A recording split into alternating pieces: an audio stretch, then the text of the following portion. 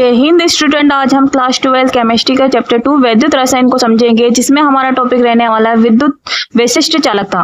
विशिष्ट चालकता क्या होती है तथा इसकी इकाई क्या होती है, साथ ही किसी विलयन की प्रतिरोधकता क्या है, इनको समझ कर चलना है। इनमें से पहले लेक्चर में हमने ओम का नियम पढ़ा है स्टूडेंट, जिसमें हमने चालकता को भी पढ़ाया था, साथ में प्रतिरोध को भी पढ़ा था।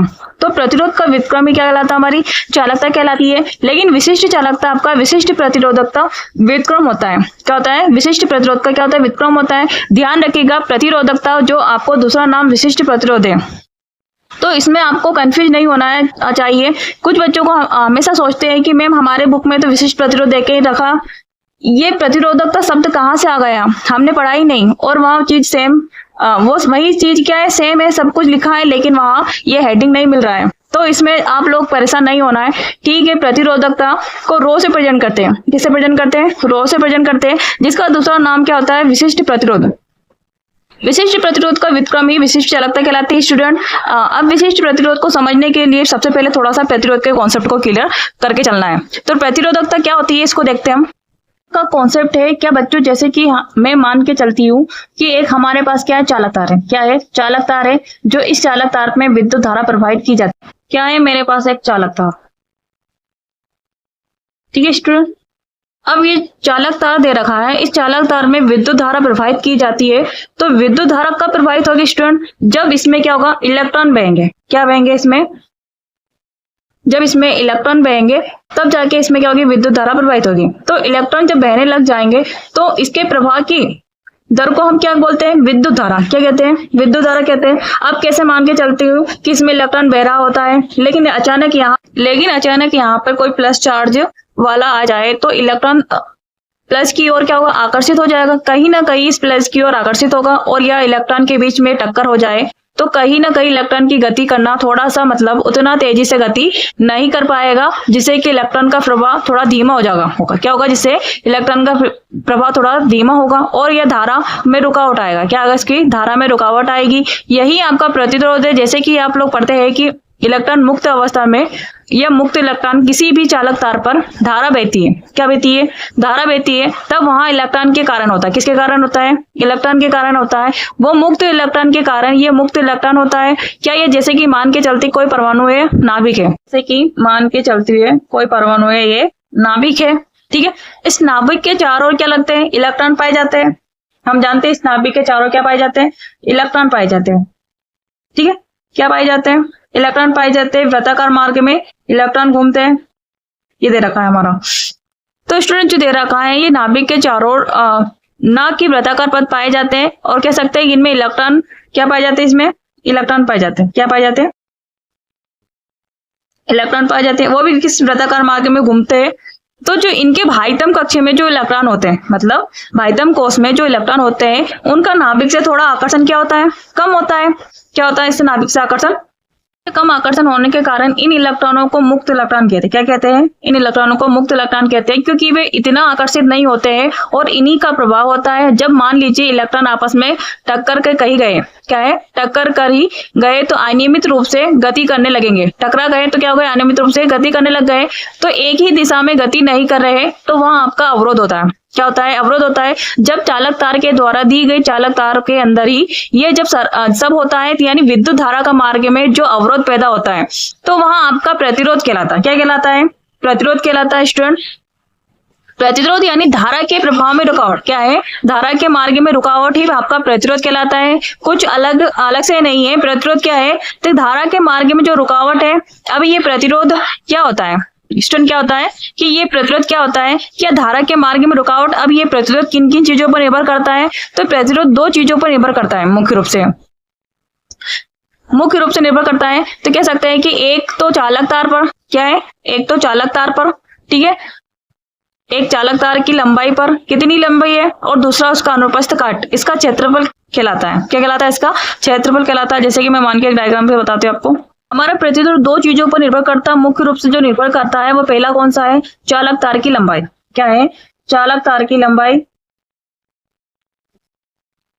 और दूसरा क्या होगा इसका, अनुप्रस्थ काट का क्षेत्रफल, ठीक है ना। तो इन दोनों पर डिपेंड करता है। जैसे कि मान लीजिए ये मोटा चालक तार है, अब यहाँ पर एक इसकी मोटाई ये आपको सामने दे रखा है, ये वाला भाग क्या होता है, ये क्षेत्रफल क्या है, क्षेत्रफल, तो आपका अनुप्रस्थ काट कहलाता है। अब आपको लगेगा कि मैम ये सब समझ में नहीं आया, तो जैसे कि आप, मैं एक पेन ले लेती हूँ, क्या ले लेते हैं, जैसे कि आप ये पेन को ही ले ले, ये पेन जो आपको दिख रहा है स्टूडेंट बच्चों, यहाँ पे ये इसको क्या मान के चलते हैं, मैं एक चालक तार मान के चलती हूँ। इसका जो अनुप्रस्थ काट क्या कहलाएगा कि इसका ये वाला जो भाग है, इसका ये वाला जो भाग है ये कितना मोटा है, ठीक है ना, और यानी कितना अनुप्रस्थ काट का क्षेत्रफल बोल सकते हैं इसे, इसी को क्या बोलेंगे हम, इसी को क्षेत्रफल को ये अनुप्रस्थ काट क्षेत्रफल बोलेंगे। और जो पूरी लंबाई दे रखी स्टूडेंट, तो क्षेत्रफल की बात नहीं करते हैं, इसकी पूरी लंबाई के क्षेत्रफल की बात नहीं करते हैं, इसका जो अनुप्रस्थ काट का क्षेत्रफल कितना है ये डिपेंड करता है। तो ये जितनी ज्यादा लंबाई बढ़ा देती है, क्या है, जितनी ज्यादा लंबाई बढ़ा दी जाती है वो उसका प्रतिरोध उतना ही क्या होगा, अधिक होगा।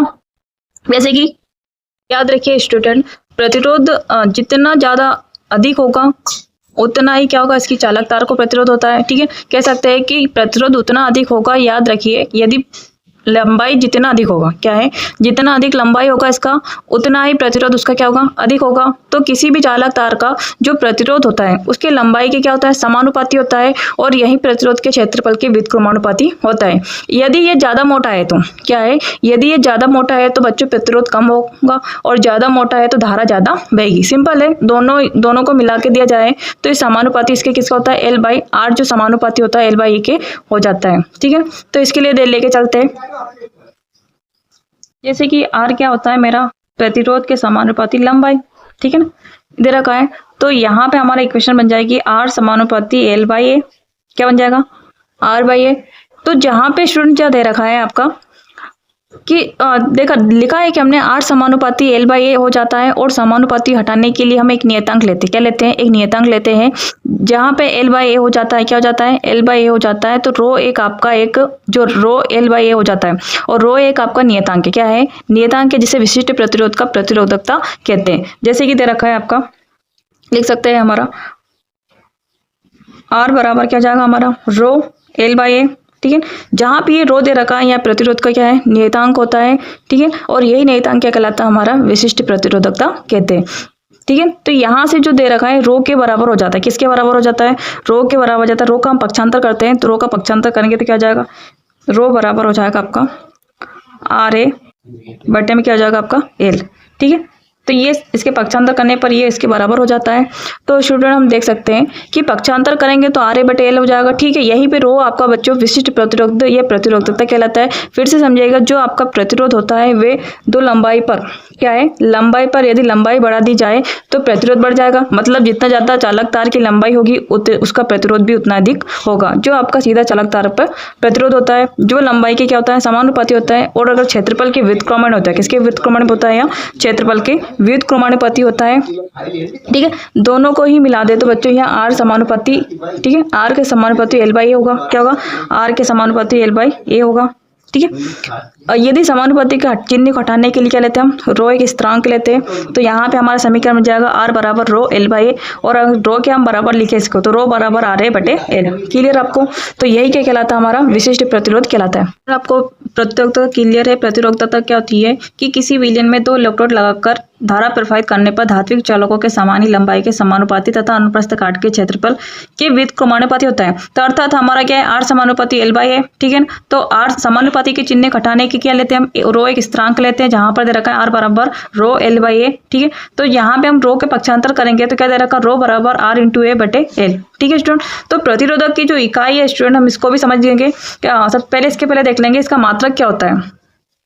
तो अगर इसका मात्रक की बात करें, किसकी बात करें हम, प्रतिरोधकता के मात्रक की बात करें, तो हमारा R बराबर क्या होता है स्टूडेंट, प्रतिरोध होता है, जिसका मात्रक क्या होता है, ओम, क्या होता है, ओम होता है। तथा A बराबर क्या होता है, हमारा क्षेत्रफल होता है, ठीक है। और क्षेत्रफल का मात्रक कितना होता है, सेंटीमीटर स्क्वायर, कितना होता है, सेंटीमीटर स्क्वायर, ठीक है।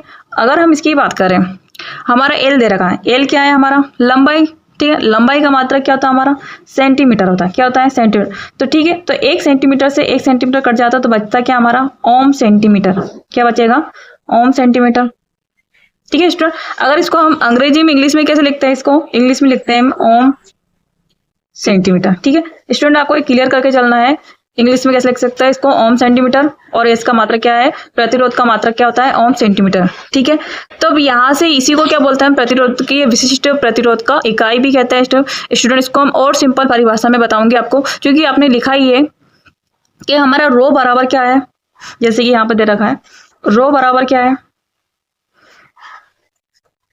RA/L।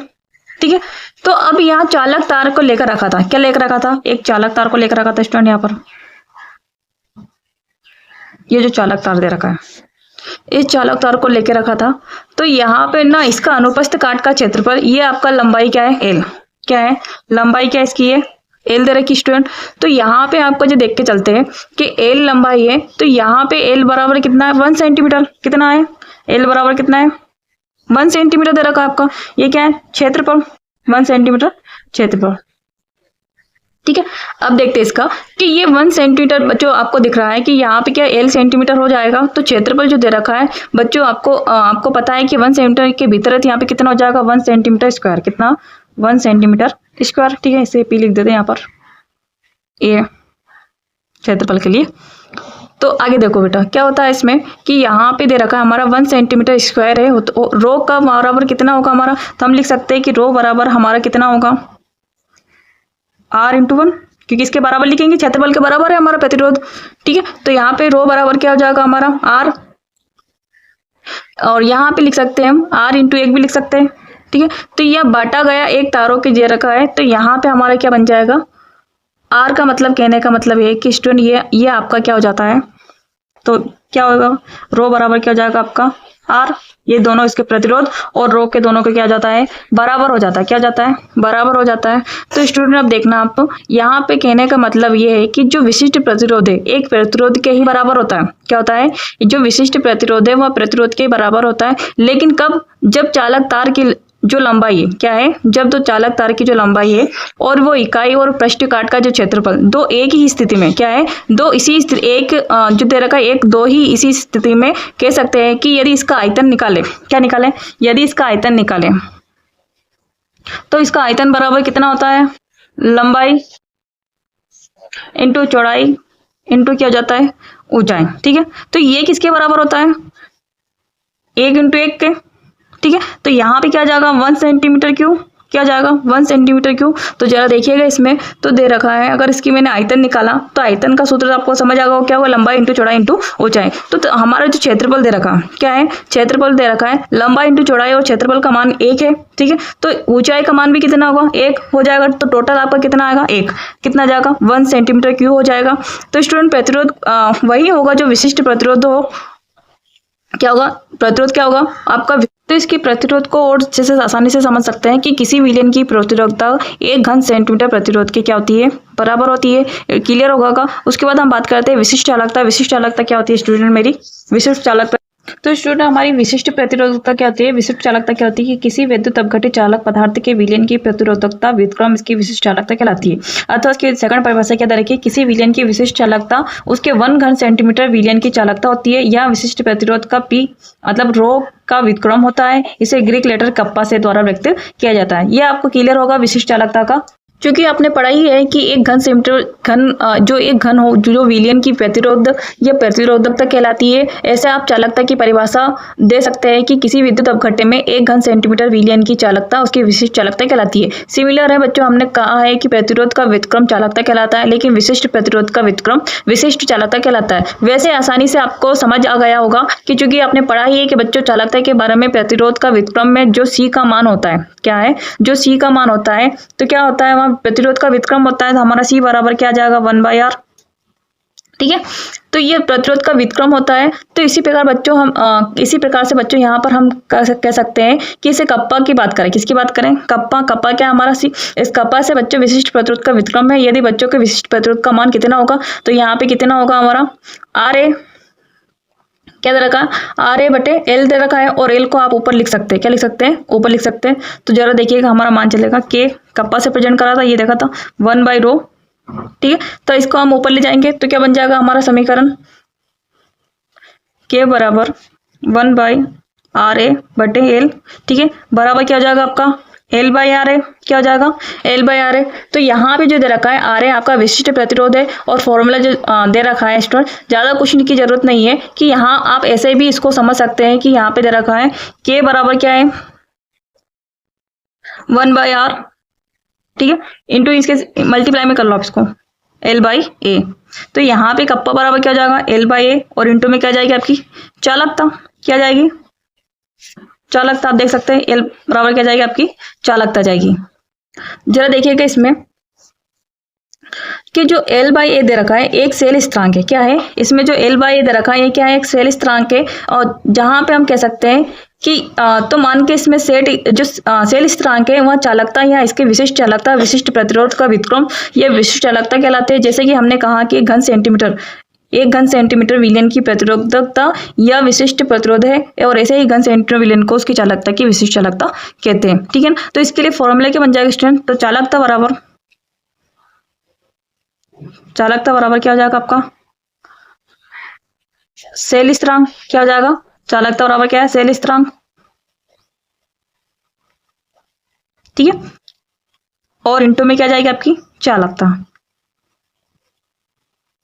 तो कह सकते हैं कि हमारा जो दे रखा है ये रो व्युत्क्रम कहलाता है, और मात्रक क्या है इसका भी स्टूडेंट, इसका मात्रक की बात करें तो इसका मात्रक क्या कहलाएगा आपका रो बराबर क्या हो जाएगा ओम सेंटीमीटर, क्या है ओम सेंटीमीटर, ठीक है। तब ऐसे लिख सकता हूँ कप्पा बराबर क्या हो जाएगा ओम -1 सेंटीमीटर -1, तो कहते हैं ओम प्रति सेंटीमीटर, ठीक है, ohm inverse centimetre inverse, clear. तो यही आपका मान है, तो यहाँ रोग के व्युत्क्रम होता है और इन दोनों में संबंध बराबर होता है, ठीक है। तो आई होप आपको क्लियर होगा कि प्रतिरोध क्या होती है विशिष्ट चालकता क्या होती है। तो स्टूडेंट ये बिल्कुल आसान है, आप आसानी से समझ सकते हैं। जैसे कि इसका दे भी रखा है यहाँ पर कि कप्पा बराबर क्या 1 बाई पी और कप्पा बराबर 1 by r into l by a, जहाँ पे आर क्या प्रतिरोध होता है, ए क्या इलेक्ट्रोड का अनुप्रस्थ काट होता है, और इसके अनुसार यहाँ पे दे रखा IUPAC के अनुसार विशिष्ट चालकता का शब्द प्रयोग करना चाहिए, और यहाँ पे 1 मीटर क्यूब बराबर विलियन की चालकता और विशिष्ट चालकता कहलाती है। इसी को हम दे रखा है सेंटीमीटर इनवर्स है, ठीक है। तो आई होप आपको क्लियर होगा विशिष्ट चालकता प्रतिरोधकता क्या होती है। तो हमारे चैनल को लाइक कर लीजिए, सब्सक्राइब कर लीजिए, बेल आइकन को प्रेस कीजिए ऐसे ही शॉर्ट वीडियो लेटेस्ट वीडियो को पाने के लिए।